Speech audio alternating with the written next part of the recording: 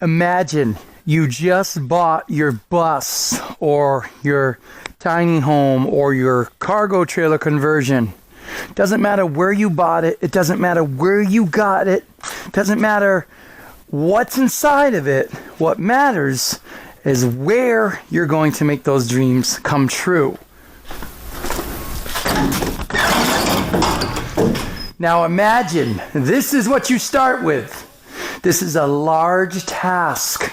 There is a lot involved. You've got insulation, you've got electrical, you've got plumbing, you've got toilets, you've got solar, you've got all kinds of things that you have to do to make this one of these, or one of these, or one of these, or one of these. It's a lot of work. And all of us, whether we are a Skoolie, a tiny home, a cargo trailer conversion, or a homemade camper, we're all looking for one very important thing. We're looking for a place where a qualified person and a safe place to be, a community where we can go to build our dreams and do it right. Come along on this very special episode of the TinyWanderland as I take you to a place where you can do just that. Are we ready to have some fun? We're going in a hole. Hang on. Okay. That's okay. We're in a hole. It's okay. It's okay.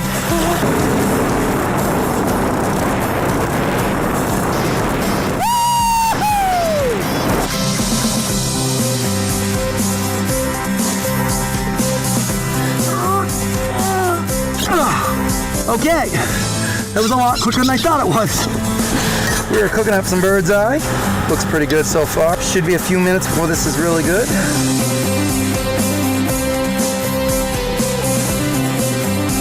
We can't go with chains. We gotta just drag her up the hill. We'll worry about chains later. We call this a CTC, which stands for cargo trailer conversion, or cargo trailer camper, or cargo trailer crap, whatever you want to call it. It has all kinds of names.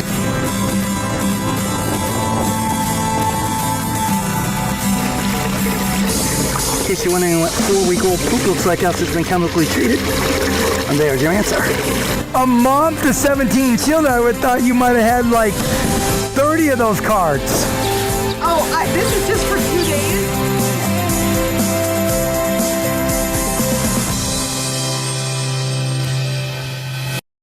We are at the Skoolie Homestead community, home of Brett and Renee Newhouse.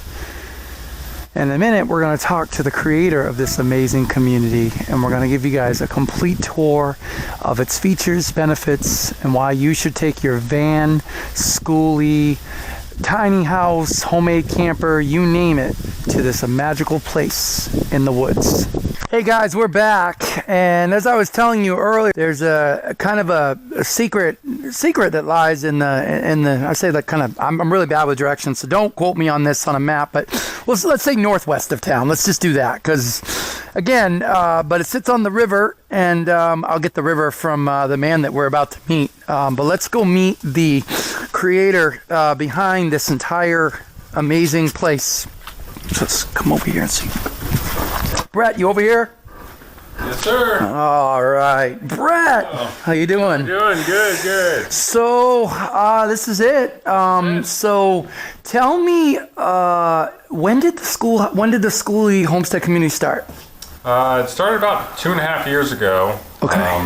We had a friend that came and started building a Skoolie, and we've seen the need for school buses to need a place to park and work on their rigs, and so that's how this came about. Was it something to do with you liking school buses, or how? Yeah, there has to be a connection to that. We already had a school bus.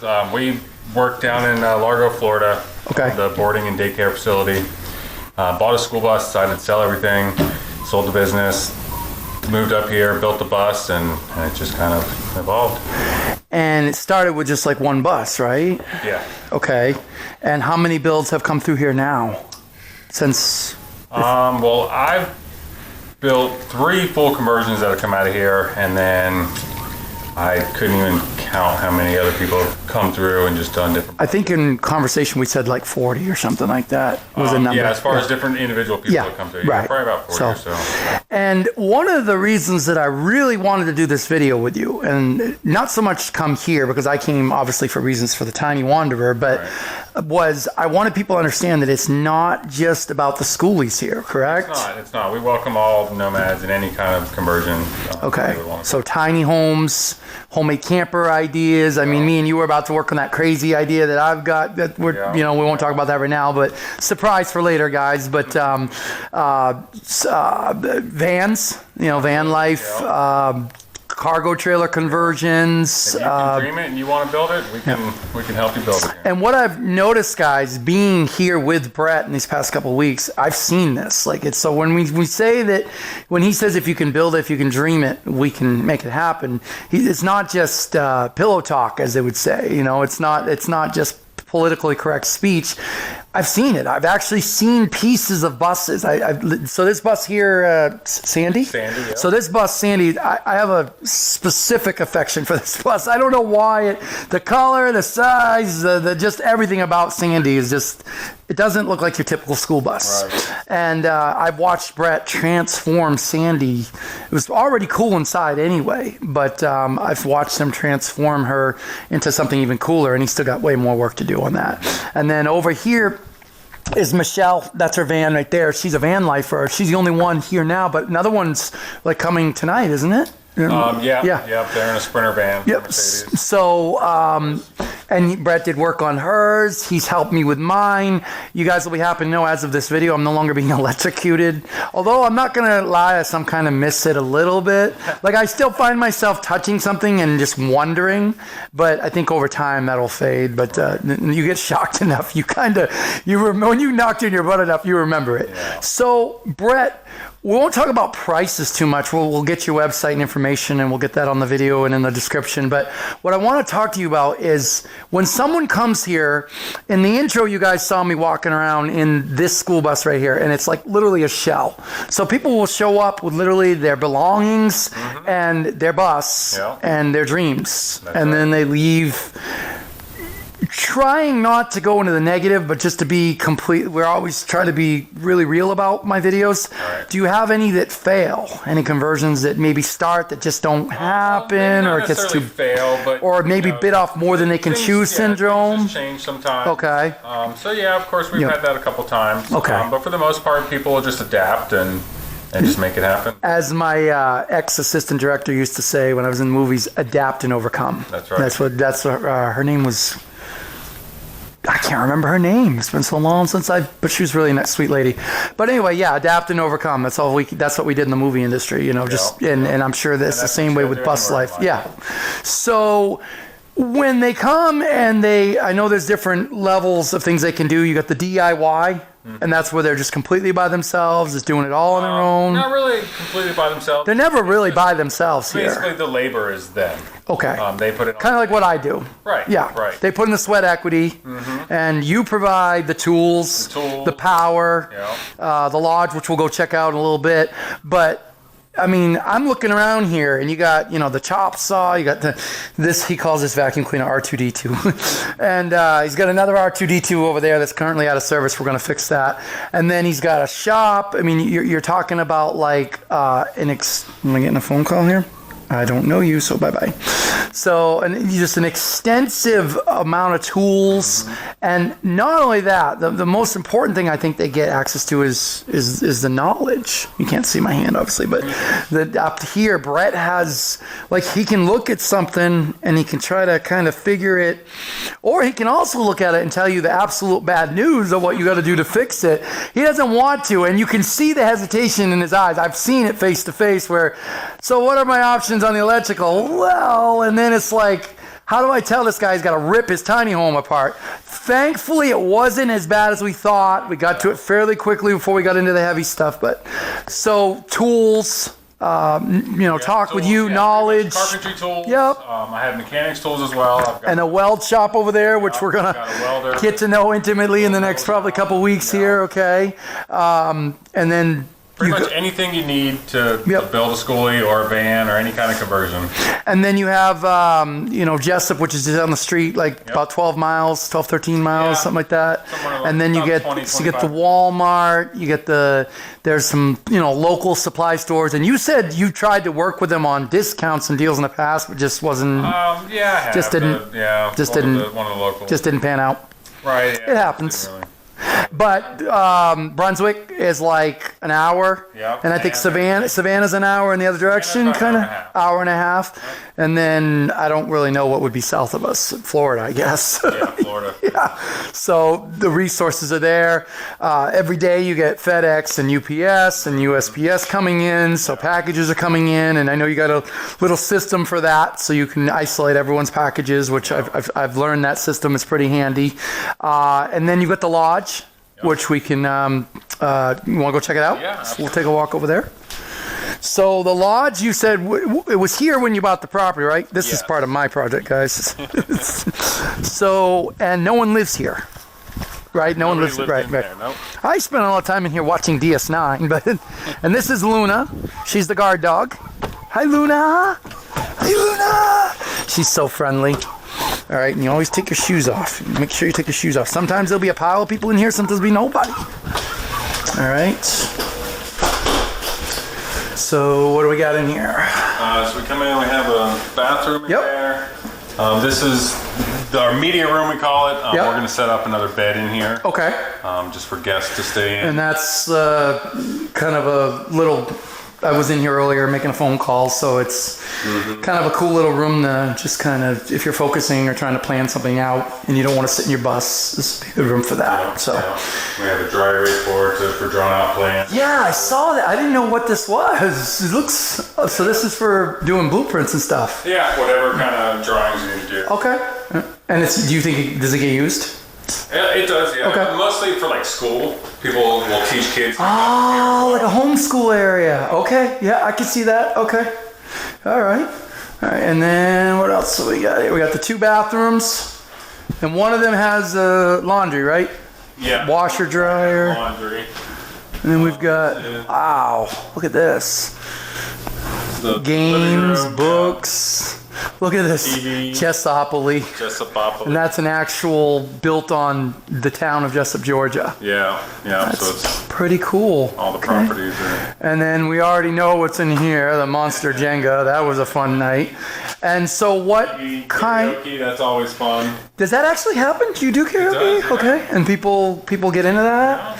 Yeah. I could, that would definitely be fun to watch. I can't see the only time I ever do karaoke is when I'm really... I watch too. Yeah.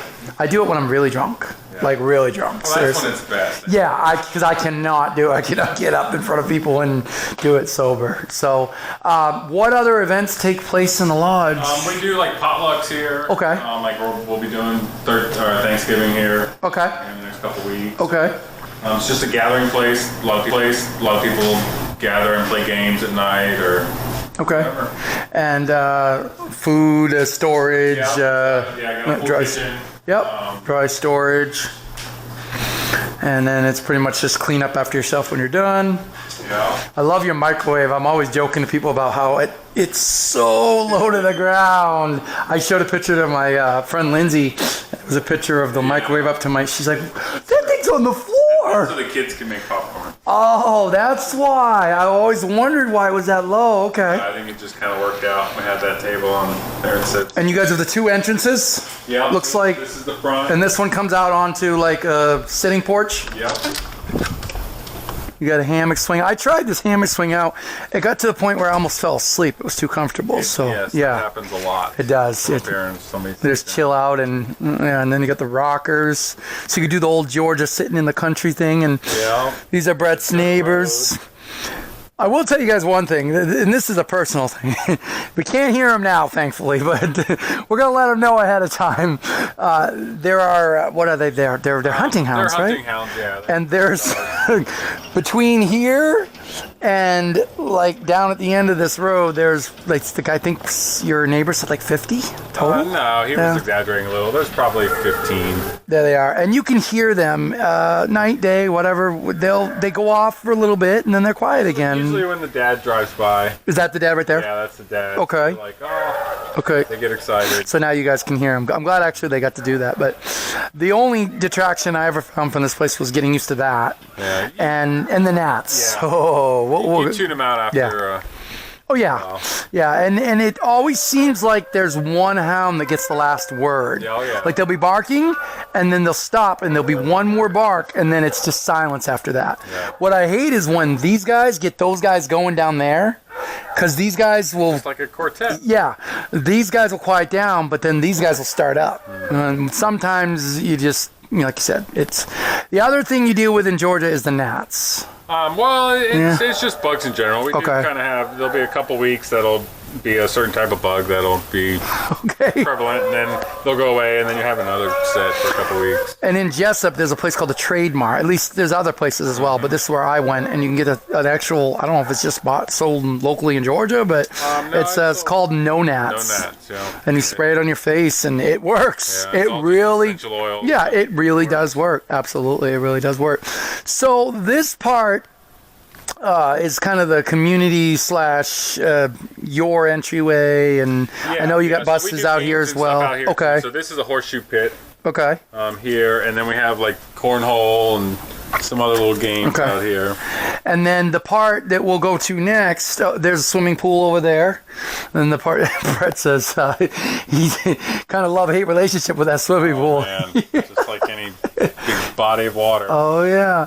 And then the next part we'll go over to will be the Skoolie pen, where actually that's the main place, I guess we call it, with the builds. That's the main place with the DIYs. Okay, so that's where a lot of the conversions happen there. Right. And then they can bring the bus into the yard if they need to work. They can bring it over close to the shop. Okay, so Sandy just happens to be over there because you're doing a lot of work on her, and but you generally don't park people here on this spot, or does it just depend? Not the DIYers. Okay. A lot of times, friends. This is kept for like friends that. Oh, I feel They special. always have Okay. a spot to park on. I get it.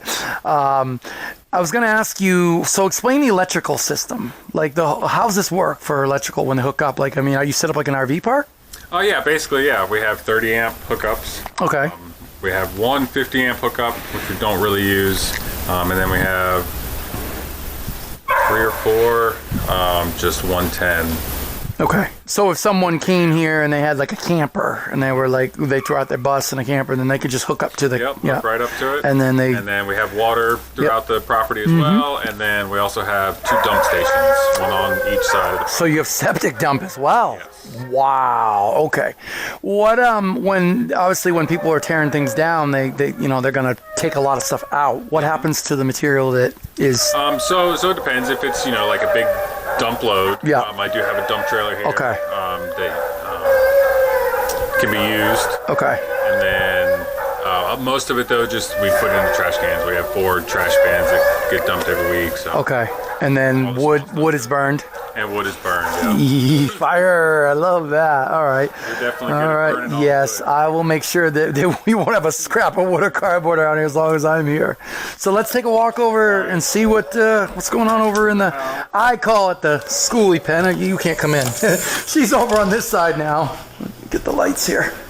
And you always want to keep, turn the electricity off and just treat it like it's your house. Well, maybe I shouldn't say treat it like it's your house, but oh yeah, let's check this out. So it's actually actively going right now. It is. So he's good. Washer and dryer. Now this one you said doesn't. This one's out of order. Okay. So And a shower, which I've heard that going before. Yeah. Okay. I mean, and for the amount of people that are here, this is enough. Yes. Seems to be. Yeah. Okay. Cool. Little bulletin board. I guess TT's still missing. It's probably out there in the woods somewhere. Artemis. I noticed there was Albus. I noticed that you had a sign-out sheet for a key in Jesup. What's that about? I was just curious. So What we was also offer a PO box. Okay. So if you need something to come in your name, then you could use the PO box address. Okay. Oh, okay. That's cool. Yeah. Now, when I was coming here, Brett gave me the traditional, the waiver, just for safety and liability. And he gave me it's a sheet of rules. And he said when he first started, it was half a sheet. They've grown a little bit. Yeah. But that happens. It does. We have a community golf cart. The golf cart. Yeah, I've been stuck in this for a spin yet, but eventually get around to it. But yeah, that's handy. And that you originally Especially used when to. you're carrying tools back and forth. And people took that to town? No. Okay. No. It's gone to Crossroads, the little store up there before, but it's just a little too far for it. Okay. All right. Let's take a walk in here. So you told me off camera, you told me that you max out at 6 buses or 6 bills or... Yeah, so we try to keep it about 6 DIY couples here, and that, just makes it where everybody can have access to the tools. Okay. And you've tried it with more? We have, yeah. Okay. So this must be the dump trailer? Well, no, the dump trailer. Oh, wow, look at that! I've never even seen this. I probably walked by this thing like 6 or 7 times. Yeah, so this is kind of my scrap and dump area. So there is a fee. So if you do want to use the dump trailer, there's a fee for that. Of course. Of course, taking it down and time and everything. I do have scrap metal piles. There's a lift. Yeah. Yeah, okay. All right. So look at all the windows. This grows and shrinks all the time. Wow. Okay. This is actually some metal that's going to be used in one of the builds I'm doing over here for the ceiling, this metal here. Oh, so you'll repurpose that metal? Yeah. Did it come from somewhere in here, or? It came from down the road in Glenville. Oh, that was that load you brought back. Yeah. Yes. Okay, I remember that. Okay. All right. All right. So, one of the other things that Brett did not mention is it seems like Wednesday night they have an absolute love for Survivor. Yes, my wife loves Survivor. Yep. So Renee, this is Survivor night. Yeah. And that's usually done here in the, I guess you call it the communal fire pit area. And they'll put up a screen here. And then this one's not really on the record, I don't think, for Brett. So correct me if I'm wrong, but it's something that if you really love animals, it's something I recommend taking advantage of. And we did another video on this, the rescue. Yeah. The place you volunteer at. South Georgia. If you have the time, between, it's a great place to just kind of disconnect from the build and actually come out. I'll have you stand there actually. Yeah, because I'm in the sun. There we go. Yeah, actually come out there and the puppies. Oh. And there's 10 pigs and some crazy guinea pigs and some horses. I've been out there. We did, me and Brett did brush cleanup. We started building fences. So it may sound like they're trying to get you to work, but if you go out there, you're just going to want to help. It's one of those places where when you see what that lady has accomplished. And definitely helps out a lot. And Brett might mention it, if you're here and he feels that that's the vibe, he might say, hey, why don't you come with us? And if you want to, cool. If not, no pressure on that. Right. You're here to do something, so obviously, you're going to do it, but I think it's a good way to kind of equalize. Right, absolutely. One of the things I noticed when I was building the Tiny Wanderer is that people sometimes get so wrapped up in the build that it can get dangerous. You can lose your sanity, you can stop showering, you can stop talking to humans. Trust me, I did all this. I know. You start breaking phones, you start screaming at the walls. Yeah, so here, even though I haven't really done a quote-unquote build here, but just doing the patch-up work, it's kind of like a vacation.